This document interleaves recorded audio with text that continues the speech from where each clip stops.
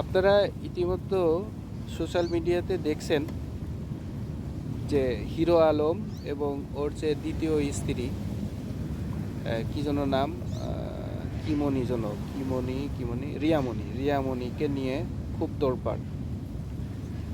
তো আসলে যুগ জামানা পাল্টেছে, এই ফেসবুকের কল্যাণে আমাদেরকে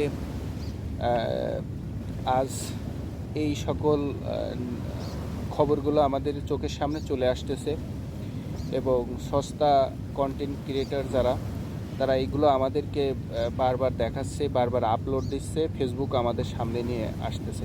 আপনি না দেখতে চাইলেও স্ক্রল করে যখন যাচ্ছেন ওই ভিডিওটা আপনার সামনে চলে আসতেছে।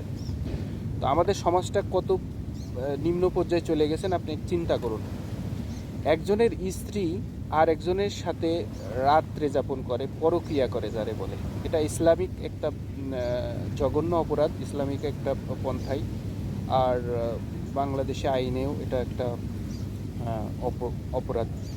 সুতরাং এদেরকে কঠিন শাস্তি অবশ্যই দিতে হবে এবং এই ধরনের কাজ এই পুনরাবৃত্তি যাতে না হয় সেদিকে ব্যবস্থা নেবে কিনা প্রশাসন বা কর্তৃপক্ষ বা সরকার বা আমাদের সামাজিক যে কর্তা ব্যক্তিরা জানি না। তবে আমাদের প্রতিটা মানুষকে যারা ফেসবুক চালান আর আপনারা ভিডিও দেখেন বিভিন্নভাবে, এইগুলোদেরকে রিপোর্ট করুন এবং প্রতিহত করুন, কারণ এগুলো একটা সময় আমাদের আর্কাইভ হিসেবে থেকে যাবে এবং আমাদের বাচ্চা কাচ্চা নিউ জেনারেশন যারা আসবে সবাই দেখবে এই কৃষ্টি কালচারগুলো এবং এই সমস্ত কুকর্মগুলো চোখের সামনে আসবে এবং ওনারা প্রশ্ন করবে আমাদেরকে যে আপনাদের সময় তো এগুলো হয়েছে, আপনারা কেন এগুলো ঠেকাননি, আমাদের সময় তো হচ্ছে কম হচ্ছে।